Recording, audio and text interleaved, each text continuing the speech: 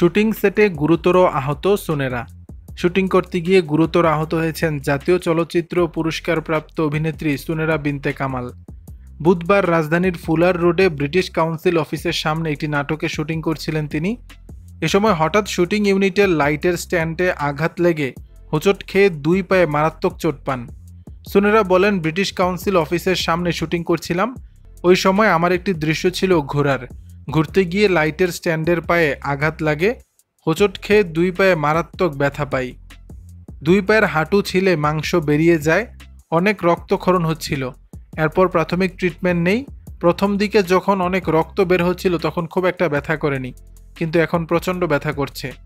তবে পায়ে কোনো ফ্র্যাকচার হয়েছে কিনা এখনও সঠিকভাবে বলতে পারছেন না অভিনেত্রী। চিকিৎসকের শরণাপন্ন হলে বিস্তারিত বলতে পারবেন, এমনটাই জানান অভিনেত্রী। দর্শক, বিষয়টি নিয়ে আপনাদের মতামত জানাবেন নিচের কমেন্ট বক্সে।